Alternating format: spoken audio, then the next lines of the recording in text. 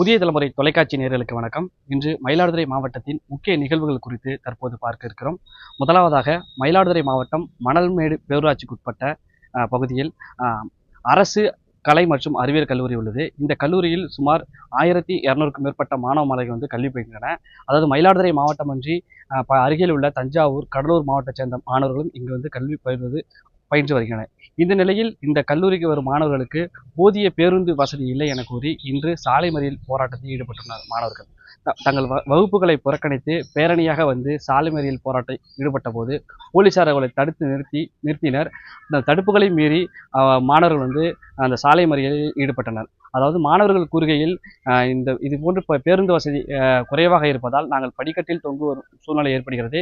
இதனால் விபத்தும் ஏற்படுகிறது. எனவே எங்களுக்கு அதிகப்படியான பேருந்தை இயக்க வேண்டும். மேலும் கல்லூரி வளாகம் அருகே பேருந்து நிறுத்தம் இல்லாததால் நாங்கள் 1 கிலோமீட்டர் தூரத்தில் இறங்கி அதன் பிறகு நடந்து கல்லூரிக்கு வர வேண்டிய சூழ்நிலையும் இருக்கிறது. எனவே பேருந்து நிறுத்தத்தை ஏற்படுத்தி கொடுக்க வேண்டும் என்று 2 கோரிக்கைகளை வலியுறுத்தி இன்று சாலை மறியல் போராட்டத்தில் ஈடுபட்டன.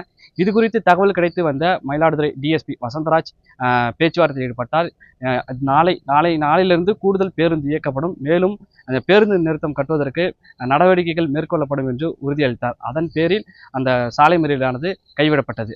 அடுத்ததாக மயிலாடுதுறையில் அரசு நேரடி நெல் கொள்முதல் நிலையங்களில் குறைவான அளவு நெல் மூட்டைகள் கொள்முதல் செய்யப்படுவதால் விவசாயிகள் தங்கள் அறுவடை செய்து நெல்லை அதாவது நேரடி நெல் கொள்முதலத்திலே அடுக்கி வைத்து காத்திருக்க சூழ்நிலை இருக்கிறது.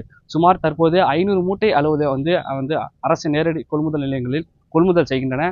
கூடுதலாக 1000 மூட்டை கொள்முதல் செய்ய வேண்டும் என்றும் விவசாயிகள் கோரிக்கை விடுத்துள்ளனர். அதாவது மயிலாடுதுறை மாவட்டத்தில் தற்போது குறுவை அறுவடை சாகுபடி நெல்லை கொள்முதல் செய்ய 117 நேரடி கொள்முதல் நிலையங்கள் திறக்கப்பட்டுள்ளது. இந்த நிலையங்களில் குறைவாக அளவு கொள்முதல் செய்வதால் இது போன்ற அதாவது மூட்டைகளை அடுக்கி வைத்து காத்திருக்க சூழ்நிலை ஏற்படுகிறது. எனவே அதிகப்படியான நெல்லை கொள்முதல் செய்ய வேண்டும் என்பது விவசாயிகளின் கோரிக்கையாக இருக்கிறது. அடுத்ததாக மயிலாடுதுறையில் ஒருங்கிணைந்த குழந்தை வளர்ச்சி திட்ட பணிகள் துறை சார்பில் சமுதாய வளைகாப்பு நடைபெற்றது. இந்த நிகழ்ச்சி மாவட்ட ஆட்சியர் லலிதா தலைமையில் நடைபெற்ற நிகழ்ச்சியில் மயிலாடுதுறை சீர்காழி பூம்புகார் எம்எல்ஏ கலந்து கொண்டனர்.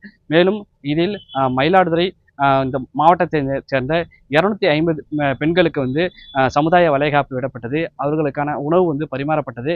இந்த நிகழ்ச்சியில் 500க்கும் மேற்பட்டோர் கலந்து கொண்டனர். நன்றி, வணக்கம்.